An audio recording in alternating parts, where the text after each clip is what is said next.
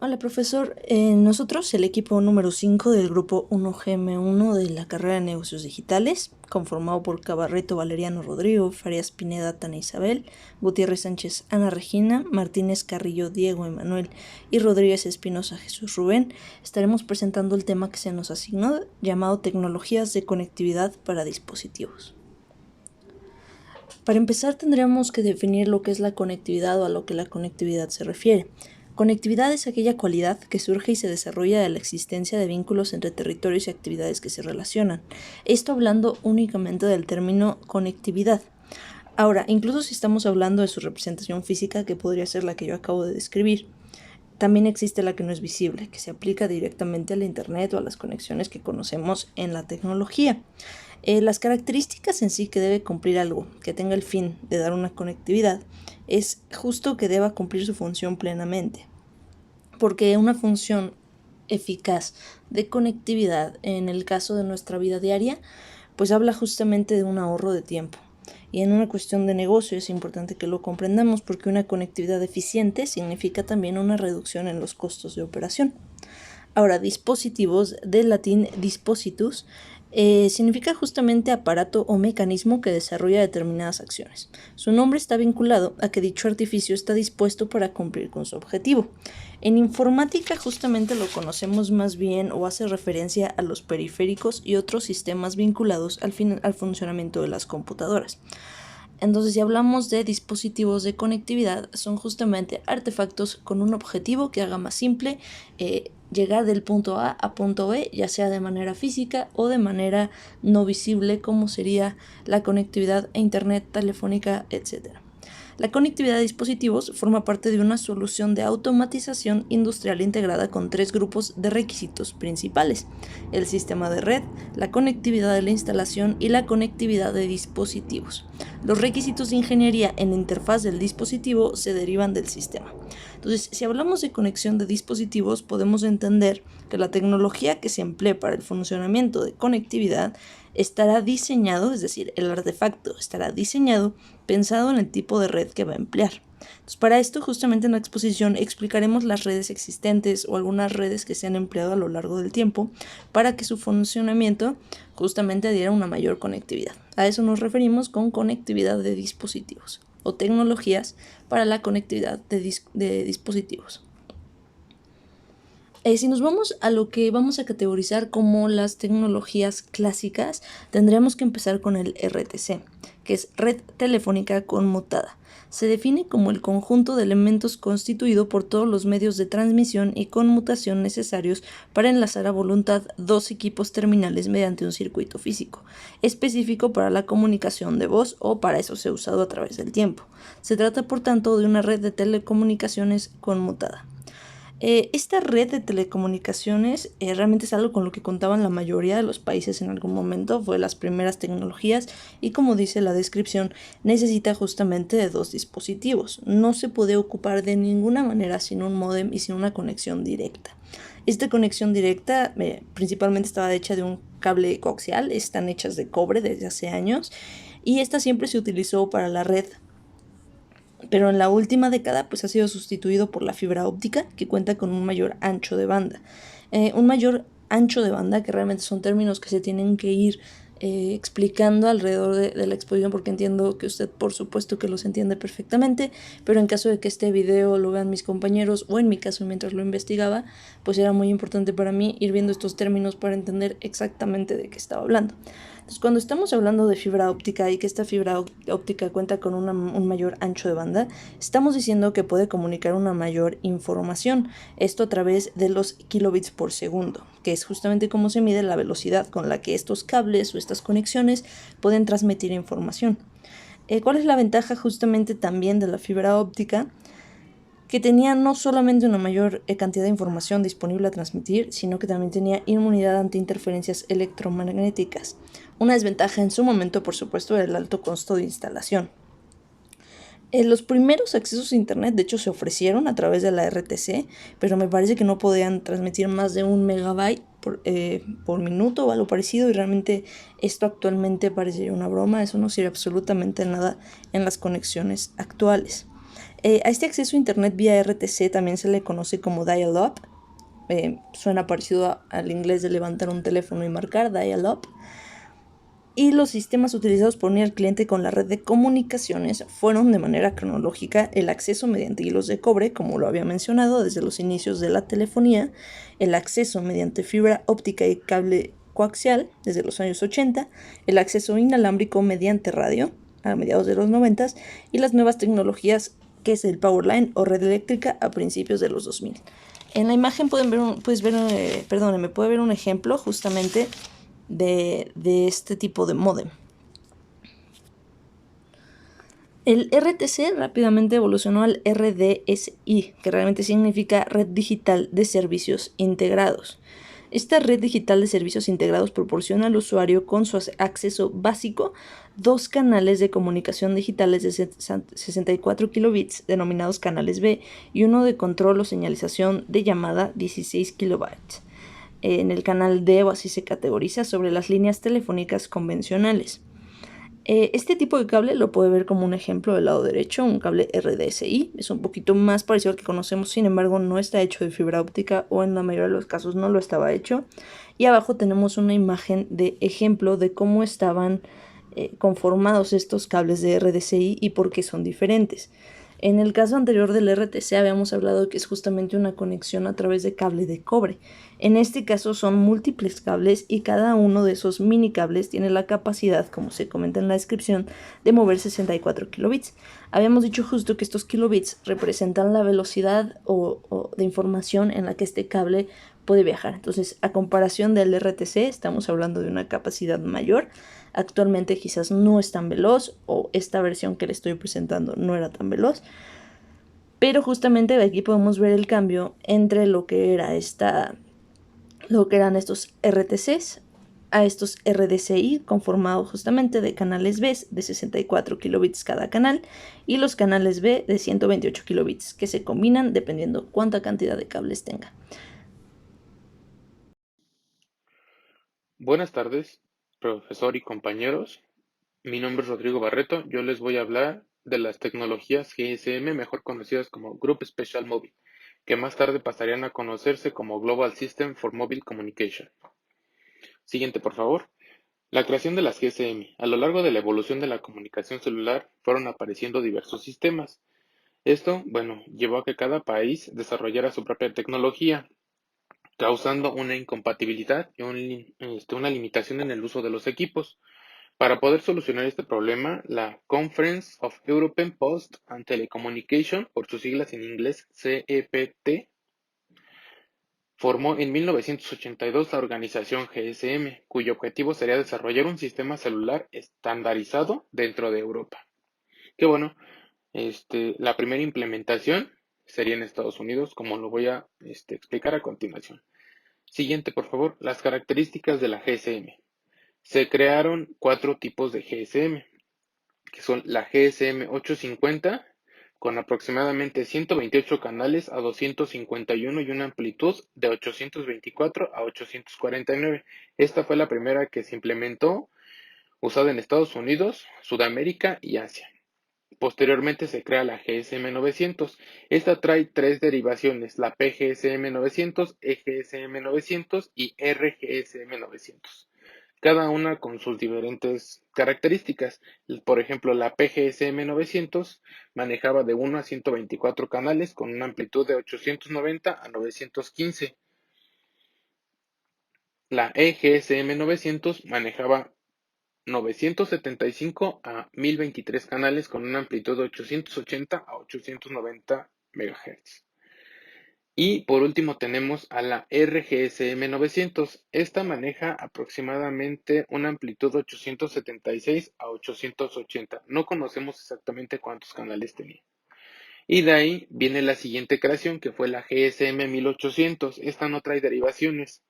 Nada más contaba con 512 canales a 885 y una amplitud más grande que era de 1710 a 1785. Y al final se crea la GSM 1900. Esta contenía 512 canales, se recortaron a 810, pero creció su amplitud de 1850 a 1910 MHz. Esta es usada en Norteamérica y bueno, hasta ahorita es incompatible con la GSM 1800. Siguiente, por favor. Requisitos de operación de la GSM.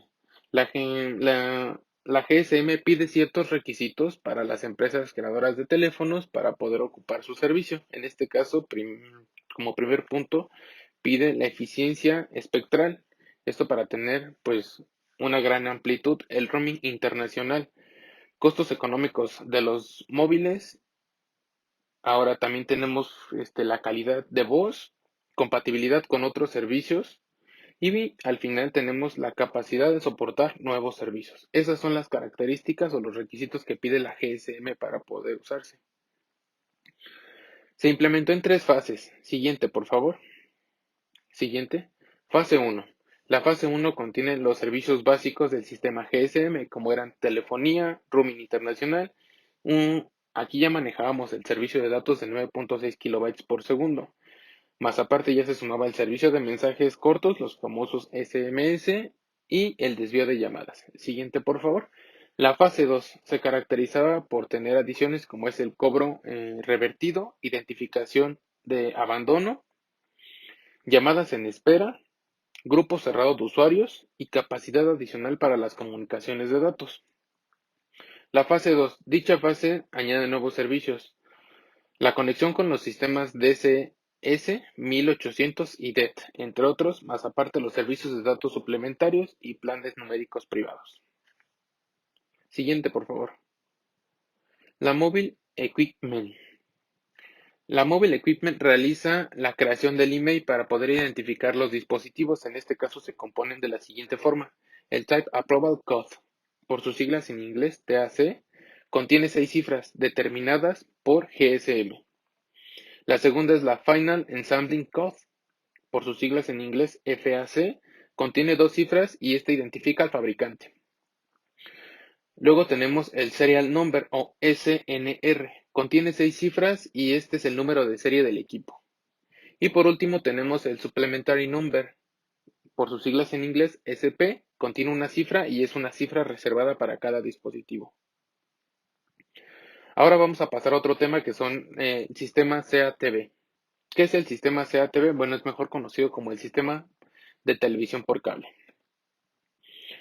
Sus siglas en inglés, Community Antenna Television, surge por la necesidad de llevar señal de televisión y radio de índole diversa hasta domicilios de los abandonados sin necesidad de que estos deban disponer de diferentes equipos receptores como son antenas o reproductores. Siguiente, por favor.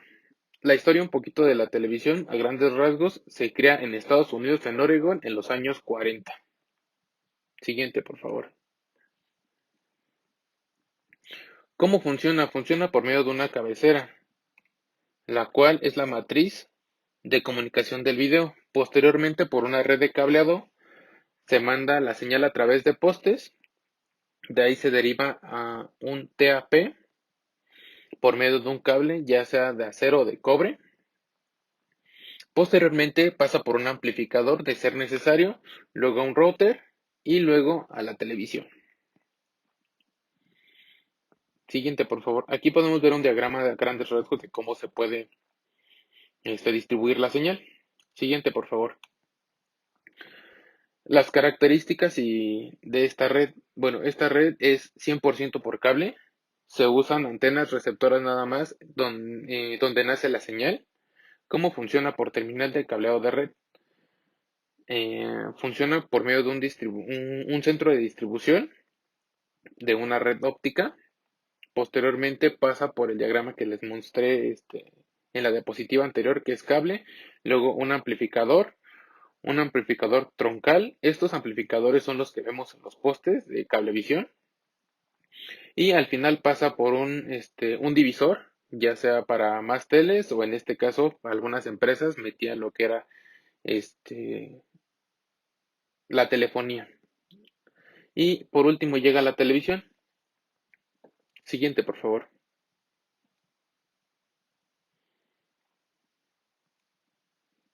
Bueno, profesor, con esto concluyo mi presentación Y paso con el siguiente compañero. Gracias por su atención. Buenos días compañeros, yo soy Jesús Rubén Rodríguez Espinosa y les voy a hablar sobre el PLC. El PLC es un dispositivo sencillo que permite transmitir la señal de conexión a Internet a través del cableado eléctrico de nuestra casa, tanto Wi-Fi como Ethernet. De esta manera, si tienes el router en una habitación y la señal no llega, por ejemplo, a nuestra sala, la podemos llevar a través de los enchufes para tener allí la cobertura. Los PLC utilizan dos tipos de dispositivos. El primero será el que se encarga de recoger la señal de tu módem e inyectarla dentro de la red eléctrica. Y luego tendrás el extensor, que es el que llevará la señal a través de los cables de tu casa para repetirla en la zona en la que lo tengas enchufado. El siguiente tema es el LDMS, que por sus siglas en inglés sería Local Multipoint Distribution Service, servicio de distribución multipunto local, cuyo origen se sitúa en 1986. Es una prometedora tecnología de acceso inalámbrico de banda ancha, también conocida como bucle de abonado sin cable. Los sistemas LMDS trabajan en la banda de 28 y 31 GHz, ofreciendo servicios multimedia y de difusión a los usuarios finales de un rango de 2 a 7 kilómetros. Las razones de la importancia de la tecnología LMDS son la rápida instalación en comparación con tecnologías con cable, la posibilidad de integrar diversos tipos de tráfico como voz digital, video y datos, la alta velocidad de acceso a Internet tanto con el sector residencial como en el empresarial, la posibilidad de instalar una red de acceso de bajo coste, flexible, modular y fiable. La arquitectura del LMDS utiliza estaciones bases distribuidoras a lo largo de la región que se pretende cubrir, de forma que en torno a cada una de ellas se agrupa un cierto número de emplazamientos de usuario, hogares y oficinas, generando de esta manera una estructura de áreas de servicio basadas en células. Cada célula tiene un radio de alrededor de 4 kilómetros, pudiendo variar dentro de un entorno de 2-7 kilómetros, es decir, la transmisión tiene lugar en distancias relativamente cortas. Las distintas estaciones base, también conocidas como hubs, están interconectadas entre sí, teniendo cada una de ellas la capacidad para proporcionar servicios telefónicos y de datos a más de 80.000 clientes. La comunicación inalámbrica entre los emplazamientos de usuario y la correspondiente estación base tiene lugar en los dos sentidos, a través de señales de alta frecuencia en LMDS. Cuando se establece una transmisión, esta comunicación no puede transferirse de una cédula a otra, como ocurre con la telefónica celular convencional. La distancia entre la estación base y el emplazamiento de usuario viene limitada precisamente por la elevada frecuencia de la señal y por la estructura punto-multipunto. En esta figura que se muestra a continuación es un esquema de la arquitectura de la LMDS, donde se distinguen los emplazamientos de usuario, las estaciones base que dan cobertura a un conjunto de emplazamientos de usuario, y los concentradores que agregan el tráfico procedente de las distintas estaciones y las llevan a una red backbone de datos. La siguiente y última sería SAT. El SAT es señal satelital. El módem se conecta mediante un cable corto a una antena o a un plato receptor montada en el exterior del hogar o negocio, que incluye un potente radio que puede comunicarse con los satélites ubicados a 35.786 kilómetros sobre el Ecuador. En esa precisa altitud que un satélite puede orbitar la Tierra a la misma velocidad que su movimiento de rotación, por eso el satélite se ubica siempre en la misma posición en el cielo. Así que si alguna vez se ve una antena se coloca sobre una casa, puede seguir conectada al satélite sin tener que moverse. Un dato curioso es que la mayoría de las antenas satelitales, incluidas las de TV, apuntan hacia el sur, o sea, el Ecuador. Si la casa estuviera al sur del Ecuador, la antena estaría apuntando hacia el norte. Al instalar internet satelital en tu casa o negocio, un técnico pondrá la antena afuera y pasará el cable hacia adentro a través de un pequeño orificio. Una vez que el módem y el retutonador inalámbrico estén conectados, tendrán internet inalámbrico en todos los dispositivos.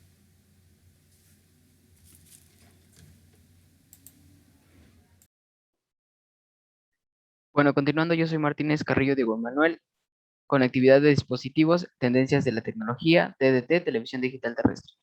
Es el resultado de la aplicación de la tecnología digital a las señales de televisión para luego transmitirlas por medio de ondas hercianas terrestres, es decir, aquellas que se transmiten por la atmósfera sin necesidad de un cable o un satélite y se reciben por medio de antenas convencionales.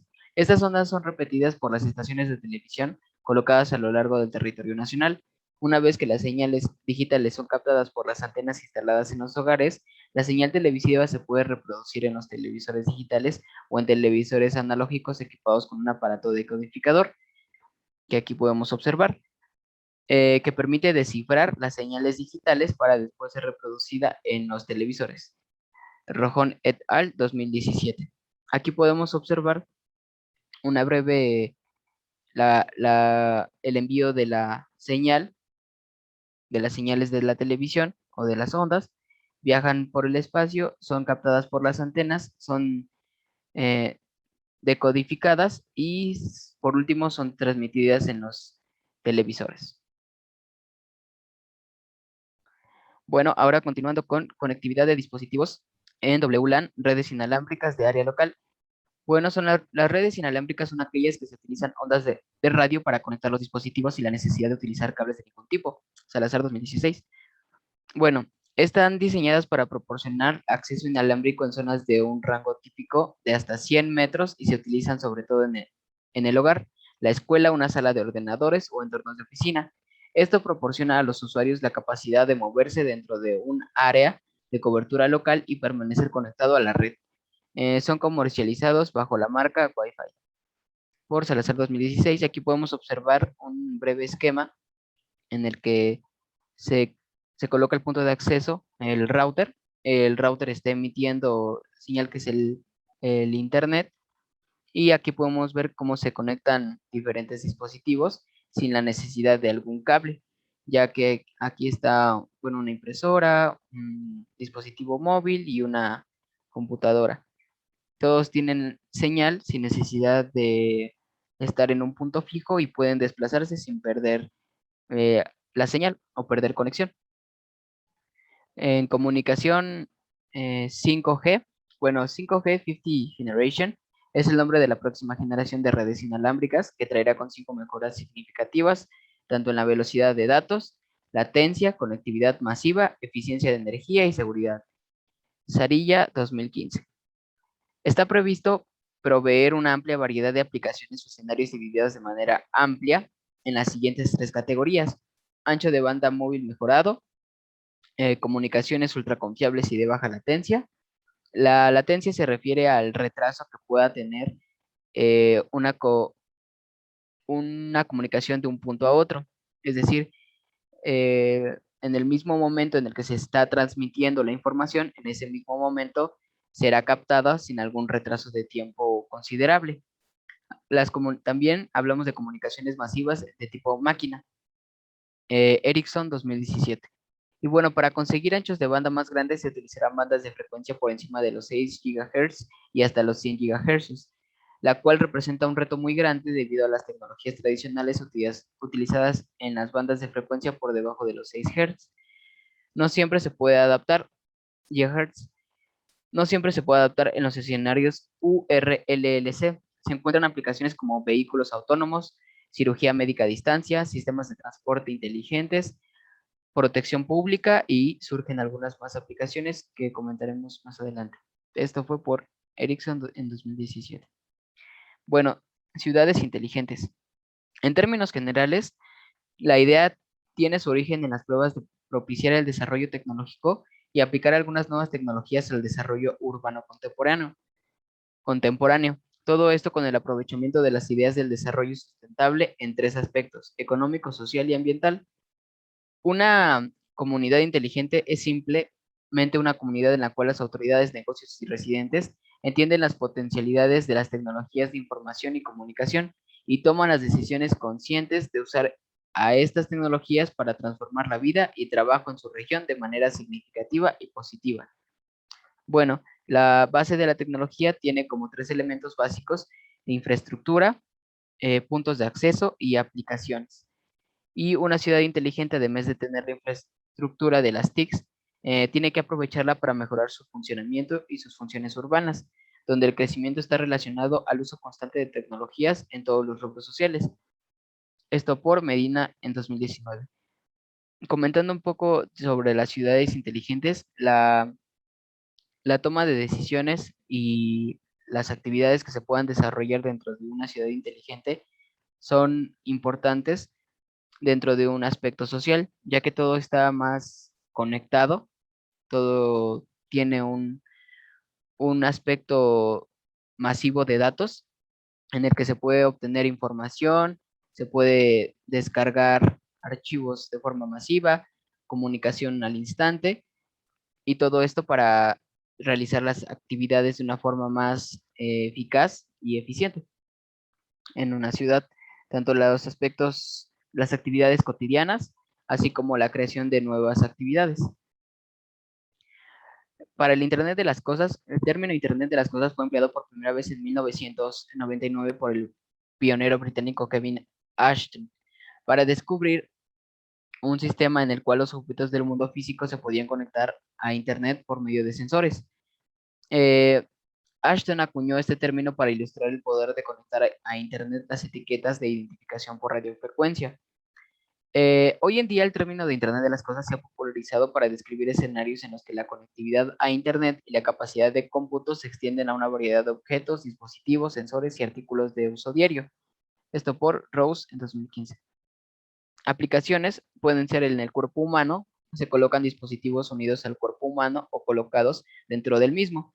Hay una empresa llamada Starlink que están creando un nuevo proyecto en el que se piensa en algún futuro se coloquen chips en el cerebro de los pacientes para incrementar con inteligencia artificial la capacidad intelectual de las personas.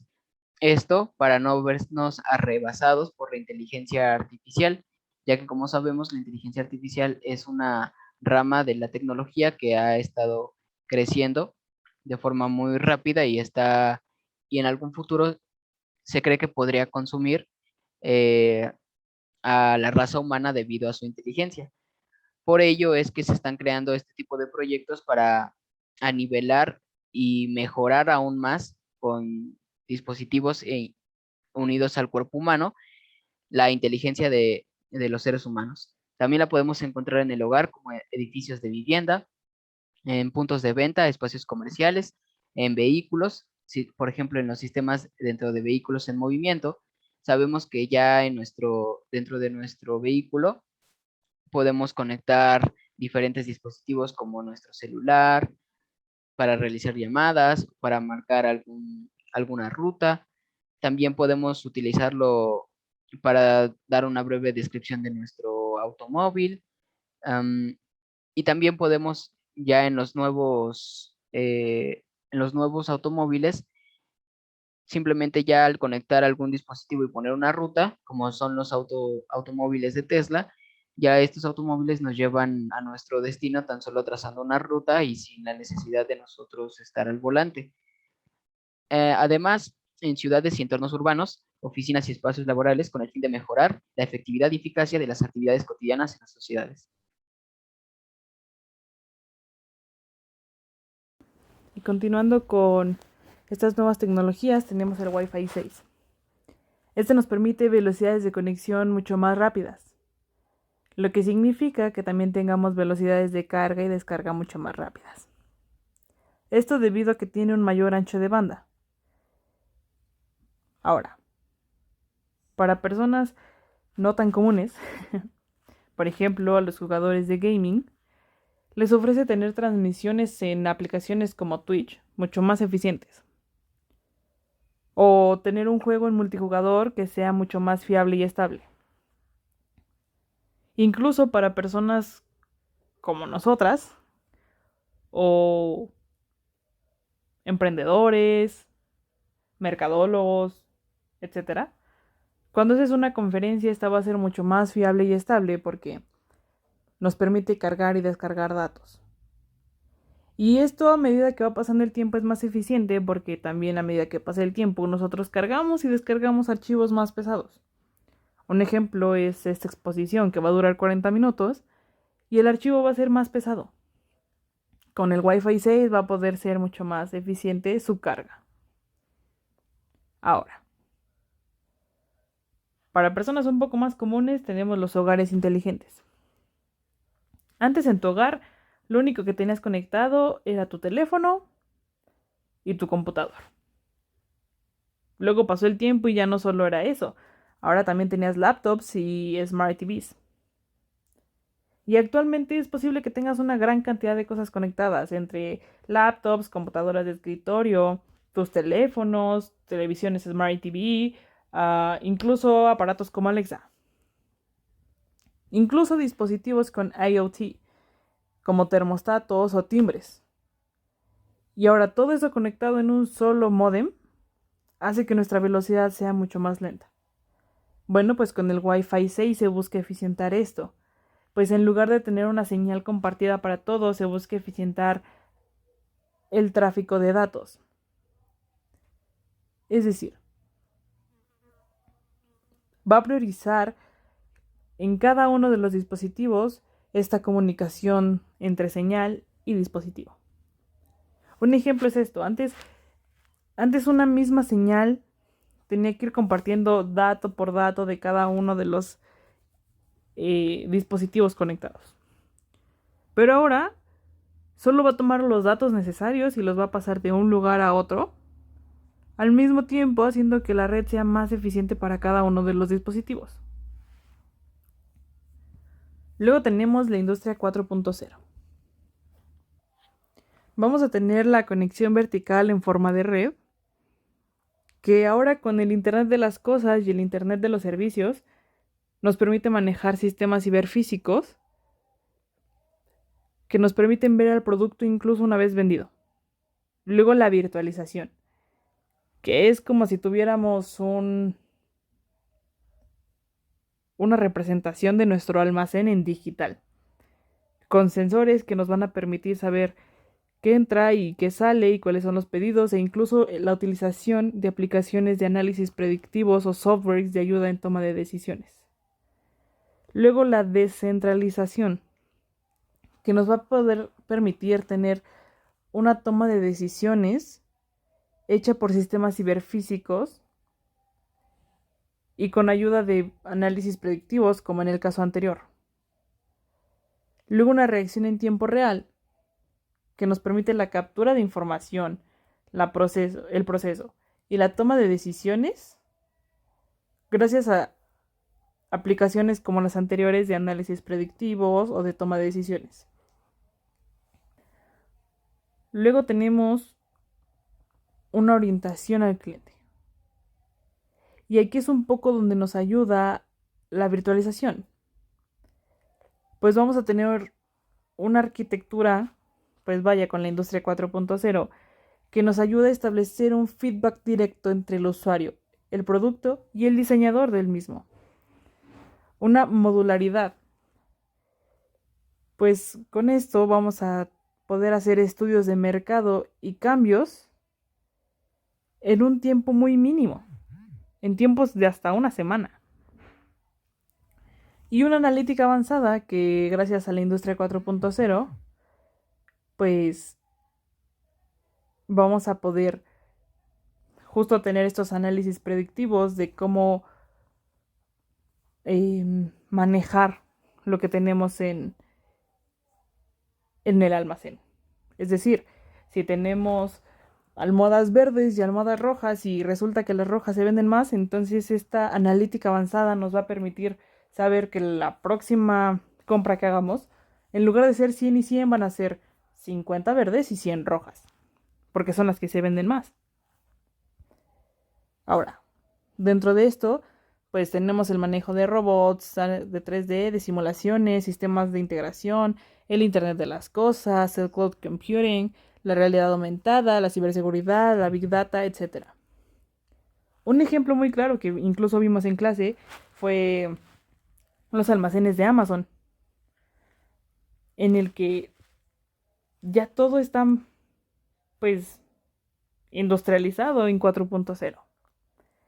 Ya tenemos robots que manejan el proceso del almacén, las simulaciones, los análisis predictivos. Incluso sabemos en tiempo real lo que está pasando, lo que se compra, lo que se devuelve, qué se compra más, qué se compra menos, etc. Luego tenemos el Edge Computing. Con este los datos se van a procesar y analizar mucho más cerca del punto, sin necesidad de que tengan que atravesar una red o un cloud para poder ser procesados. Y esto nos va a ofrecer grandes ventajas de negocio, pues vamos a tener una idea más rápida de los tiempos de respuesta. Vamos a poder obtener la información en una cantidad de tiempo mucho menor, pues va a tener una mejor disponibilidad de ancho de banda. Un ejemplo es este.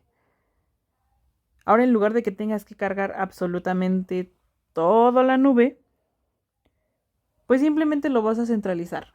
Todo va a ser mucho más rápido. Es como, en lugar de utilizar un teléfono descompuesto, de contarle el chisme a toda la colonia y que poco a poco se vaya recorriendo, simplemente vas a tomar lo más importante, llevarlo a un portal de congregación de datos y regresarlo.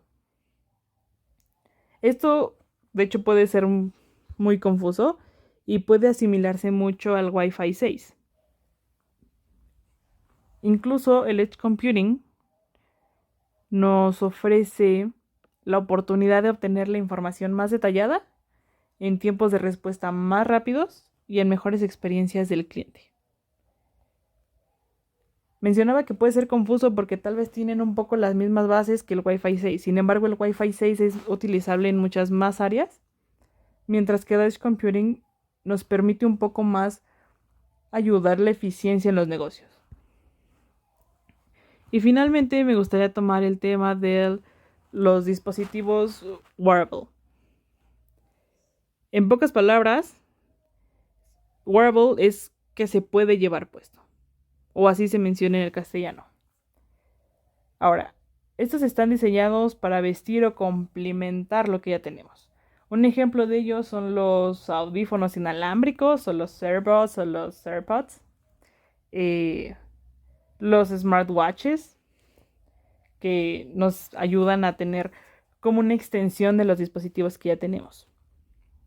Ahora, se les conoce comúnmente como WT o Wearable Technology, que es la tecnología wearable, y WD o Wearable Devices, que son los dispositivos wearable. En el castellano, generalmente van acompañados de un tecnológico o de un inteligente. Y lo vemos comúnmente como un reloj inteligente o una pantalla inteligente. Vaya, ahora para nosotros todo es más inteligente. Dentro de esto, tenemos incluso algunas divisiones, como los Tech Talks, que son un sinónimo de los WD, Wearable Devices. Y son artículos de ropa que incorporan algún tipo de tecnología que permita la conectividad. Luego tenemos los Fashionable Technology o los Fashion Electronics, que son justamente esta idea de conjuntar la tecnología con la moda, pero no solo agregar un dispositivo más, sino hacer que este dispositivo permita que se vea bien, que tengan un uso de materiales más flexibles, con hilos, con fibras conductoras, y que al final también sea algo que te guste y decidas ponerte. Luego tenemos los soft circuits, o e-sewings o e-textiles, que son justo esta creación de telas con hilado o con fibras que nos permitan ser conductoras. Y los ubiquitous computing o DIY wearables, que son artículos wearables que nosotros mismos podemos hacer en nuestra casa. Y esos son algunos ejemplos de más o menos lo que vemos. En la imagen de la izquierda podemos ver los dispositivos más usados: smartwatches, dispositivos View Air, los celulares, esta nueva tecnología de celulares que se doblan, el manejo GPS de los carros, incluso hasta los oxímetros tecnológicos, etc. Y en la imagen derecha podemos ver un poco más de lo que se usa dentro de las ropas. Tenemos lentes inteligentes, chaquetas inteligentes, los smartwatches, los trackers de Bluetooth, los tenis inteligentes que incluso te ayudan a medir los pasos, o pantalones, cinturones, mochilas, etc. Esto es una nueva tecnología que además se está implementando mucho más allá, porque no necesitan internet y son una extensión de lo que ya tenemos. Son una extensión de nuestros celulares, de nuestras computadoras, de nuestros carros, o incluso en nuestro propio hogar lo podemos ver con las Alexas, a las que solo le tienes que dar un comando de voz y hace algo. Únicamente le dices: Alexa, prende la luz, y la va a prender.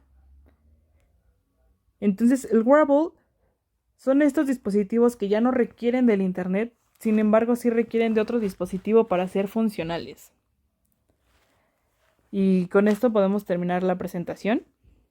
Yo soy Farías Pineda Tan Isabel, del equipo 5, y espero que sea interesante para ustedes como para nosotros.